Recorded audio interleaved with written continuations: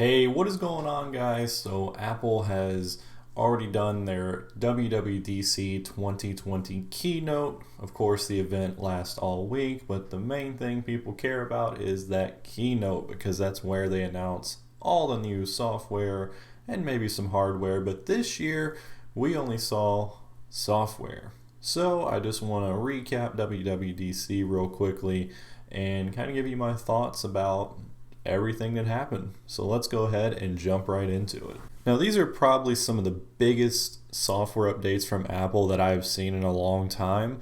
Okay, so first off, let's talk about iOS. So iOS and iPadOS are basically the same thing. I'm going to talk about all the iOS features and then we'll talk about a few differences in iPadOS. So first off, widgets. So we finally have widgets that we can put on our home screen. If you don't want to put them on your home screen, of course, you can still have them in the little widgets section that we have right now. Widgets now come in all different sizes. You can have a small, a medium, or even a large one. You can put them on your home screen, and pretty much everything has been redesigned. An all new widget gallery, you can stack widgets. There's even a smart stack widget that kind of works a little similar to the Siri watch face, where it shows you different things throughout the day depending on what you might need at that certain time. And then of course developers are going to get an API so they can create their own widgets. So this is pretty neat. I cannot wait to try out the widgets. Next up is the app library. So this is basically a location that you can put all of your applications in, kind of like Launchpad on a Mac. So the app library is on the home screen. So at the end of your home screen pages, you can automatically organize all of your apps in one view. So this is pretty cool. If you have a ton of applications on your device, you can literally clean it up to where you just swipe over and all of your apps are right there, automatically put into folders so that you can access them. So it kind of gives you more room for some widgets and things like that. So it's going to be really exciting to see how people customize their locks, or their home screens, I should say. Next up is a compact user interface. So this applies mainly for phone calls. So we all know when you're doing something on your phone or your iPad and you get a phone call or a FaceTime call, it takes up the entire screen with that call. So now basically a phone call, when it comes in, it'll just pop up like a little notification and it won't intrude your entire screen and disturb you with whatever you're working on. And the cool thing is, if you're getting a call, you don't want to answer it, you just swipe up on it and it's gone. So that is pretty cool as well. Now, of course, you can still tap on that and you can, do some of the other phone features like put it on speakerphone or add a call, things like that. And this is also going to work with third-party applications. So if you get like a Skype call, for example, it'll pop up the same way. More with the compact UI here, we now have picture-in-picture mode on the iOS devices as well. This also applies to a more compact search feature that is all new, and Siri is not going to take up your entire screen either. Now, speaking of that search, it's all new, and it kind of reminds me of Spotlight, especially on the iPadOS. So you get more relevant results. It searches through contacts, apps, maps, literally everything. You can launch apps really quickly with it. You can search for apps, search for things in apps. So all new search function there in iOS. Now, messages. So messages has gotten a lot of new things here. So you can now have pinned conversations up top. So if you have a ton of text messages and you feel like you're always searching for that right conversation, you can pin them up top, and you can also pin a group message up top as well. And you can have up to 9 of those up top. Now, speaking of a group message, you may have a lot going on in a group. It's kind of hard sometimes to tell, like, okay, who was this message even for, and things like that. So you can now mention people in the group, and they will be the only ones to get a notification when you mention them. And also you can have inline replies, so you can directly reply to a message in a group message, and you can kind of have like your own little conversation with individual people in a group. Now I think that's really cool, all those messages, things right there. And then of course it wouldn't be a iOS update without some more emoji things, so a whole lot more customization that you can do with them. Now the Maps app has gotten a whole lot as well, so now instead of just traveling by car or public transport or walking, you can now have a cycling set of directions. So it now will route you if you're on a bicycle. And they're also going to have new guides. So it's kind of like a little trip thing, like the best places to visit in this city or something like that. Also, if you have an electric vehicle, they're going to start recognizing electric vehicle chargers. Next up, we have a new Translate app. So you'll be able to do voice translation, have a conversation in the Translate app, text, all sorts of stuff. The Home app has gotten some updates as well. You now have suggested automations for your specific home. You have a new home status and updates to home controls. You even have adaptive lighting settings, so you can change the color temperature throughout the day automatically. Facial recognition if you have some sort of doorbell camera or things like that. So a lot of new cool things in there. Safari is finally getting some major updates that were very well needed. So you can now translate an entire web page. So that's part of the translating app. You also now have a web privacy report. So you can see privacy reports for each individual website that you visit. So it'll show you all the trackers that are blocked from Safari and if that website is safe or not. So that is pretty cool. Definitely competing with some other browsers now. And then also password monitoring. So Safari is going to monitor any saved passwords that you save in your iCloud keychain, and they will let you know if it has possibly been compromised. Now the next thing here has to do with car keys. Now this is something that I wasn't expecting. I don't think anybody was expecting. But now you're going to be able to have a car key stored in the Wallet app for your car. Now, of course, you got to buy a brand new car that can do this, and the one they showed off was a 2021 BMW. But basically, you can unlock your car door using NFC in your phone. You can start your car by placing your phone on some sort of reader or wireless charging pad in the car. You can even share this car key with other people through messages. Now that's pretty cool. And then you can even determine what access you want to give somebody else. So if you just want them to have, a little bit of access, like unlocking the car, or full access where they can drive the car. You can even set limits for acceleration, top speed, traction control, even the stereo volume. So that is pretty neat, and I really hope that more car manufacturers pick up on this in the next few model years, because that's pretty crazy. There's also been a few updates to Apple CarPlay as well, so a little bit different look to it, and some third-party app categories are now going to be available, and you can also change the wallpaper now of CarPlay. Another thing that was kind of unexpected here was a few things about AirPods. So if you have AirPods Pro, you're now going to have spatial audio. So that is pretty cool. I hope that works good, because that's just such a cool feature. Also, another interesting thing is automatic device switching. So let's say you're on your Mac listening to your AirPods, you start to get a phone call, they'll automatically switch over to your iPhone. So that is going to be interesting to see if that one works as well.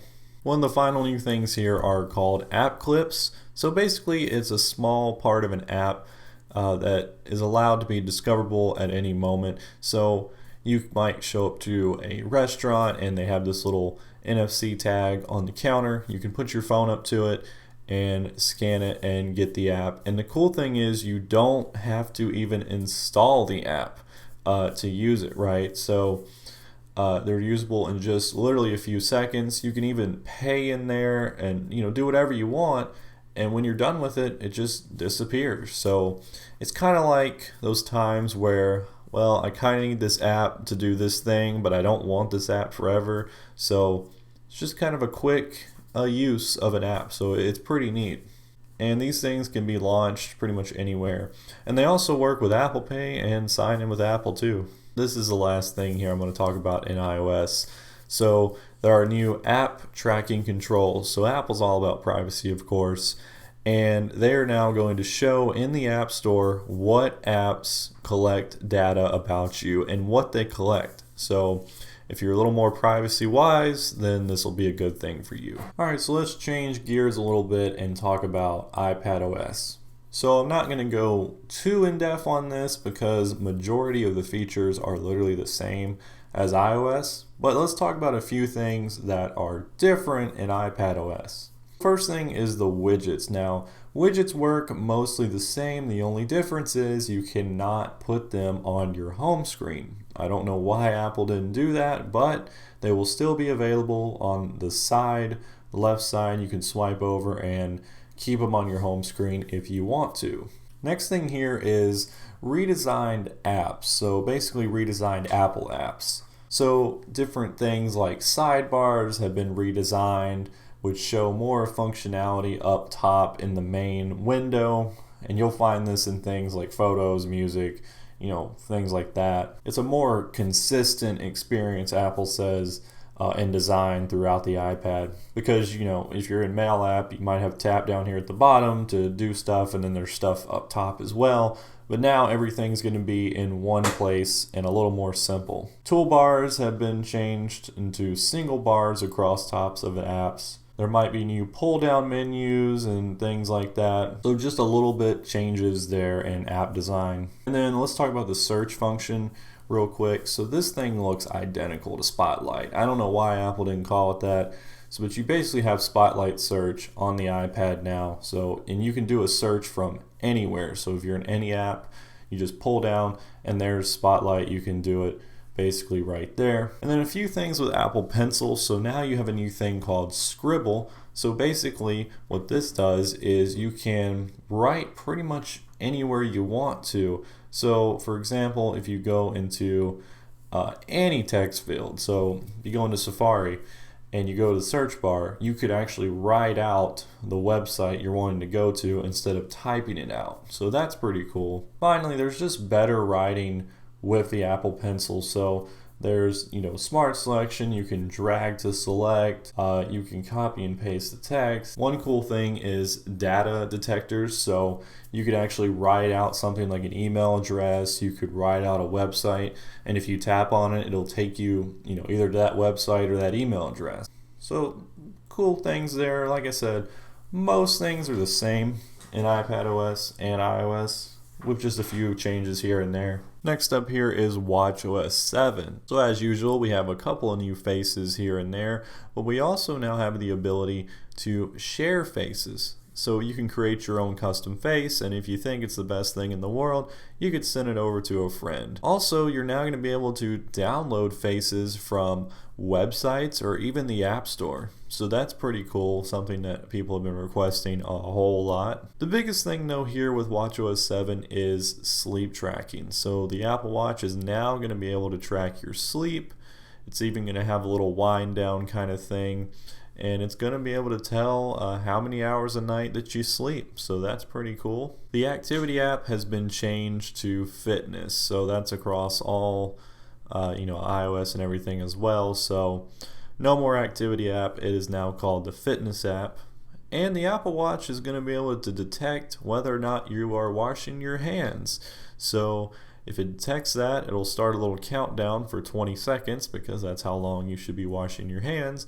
And it will count down and then have a little tone to let you know that you are finished. And then also something else that's kind of neat is it will detect sounds that are too loud and help you with your hearing health. So it might even turn down your volume automatically if it thinks it is too loud. Now the final thing here about watchOS 7 is finally Apple has dropped support for the Series 2 and Series 1 watch. So you have to have a Series 3 or later to get watchOS 7. So that's kind of sad. This is the first time Apple has, they've always had the update for every single watch so far. So that is no longer the case. Final new piece of software, of course, is macOS, and this year it is called macOS Big Sur. Also, this is the end of macOS 10, so we've had that for a long time, and this new version is now finally macOS 11.0. So that's pretty neat, right? So this thing has been completely redesigned. All new design, all new experience. The menu bar has been changed. There's new icons for every single application, and it's basically similar to iOS design language. Whole new dock. The windows and menus are more, I guess you'd say, transparent, more of a lighter look. There are redesigned app sheets. There are new system sounds, new macOS symbols. I mean, literally everything has been changed. There are a lot of people though right now that are complaining about this design change, and it's kind of typical to get some backlash when you do something this major, but who knows, we'll have to see. I personally don't think it looks too bad. Another new thing here, we finally have Control Center for the Mac. This is something that's been needed for quite a while. So this will clean up your top menu bar a little bit, move your AirPlay, Bluetooth, Wi-Fi controls out of the way, and they'll be over there in the Control Center. But if you still prefer to have those in your menu bar, you can always pin them and drag them back in so you can have them. And then of course, like you can on iOS, you can customize the Control Center however you want to. Notification Center has been updated to take advantage of those new widgets. You also have group notifications and interactive ones and different things like that. And then Safari has got all the major updates like I talked about in iOS, but there's a little bit more here to macOS. So you have a new customizable start page. Kind of reminds me of Microsoft Edge, but you'll be able to select a background, choose what you want to see on the start page, so your top sites, your iCloud tabs, favorites, things like that. Apple says they've also improved power efficiency and performance, so this is apparently the fastest and most efficient browser on the market today. Safari has translation built right into it now, just like it does on iOS. Safari extensions are going to get some more privacy related controls, so you can choose like, I want to allow this extension to access only this website for 1 day, so you have a little bit more control over that. You have the privacy report for each website and shows you what trackers are being blocked, password monitoring, and you can even now import your passwords and settings from Chrome. So you can tell that Apple is definitely going after Chrome here. Now there are a few other features like messages and maps that are basically the same on iOS and iPadOS, so I'm not really going to talk about those. But the final thing, of course, with macOS Big Sur is the transition over to Apple's own processors. So we should see the first Mac with an ARM chip sometime late this year. And the total transition is going to take about 2 years to complete. Now, Apple claims that they've already got big companies like Adobe working on all their programs like Photoshop and things like that. And even Microsoft is made, Word and all that Microsoft Office stuff working on there. The cool thing about the ARM chip, though, is it's basically iOS chips, right? So you're going to be able to run iOS and iPadOS apps on your Mac, no problem. It's going to be a big changeover, and we're just going to have to see how it goes. But that was definitely the biggest announcement, and it's probably why we didn't see any new hardware. They rumored the iMac redesign. You probably won't see that till later this year, because I bet that's going to be the first Mac with the new chips. But anyways, guys, that's basically the recap of WWDC 2020. I think it was a pretty good one. Lots of great stuff announced. That transition over is going to be very interesting to see. But let me know in the comments below, what did you think about this year's conference? I know it was different due to all these world events going on, but let me know, what did you think? What was your favorite thing announced in the comments down below? If you're new here, be sure to hit that subscribe button. Thank you all for watching as always. Be sure to subscribe to the channel, like I said, and I will catch you all in the next video.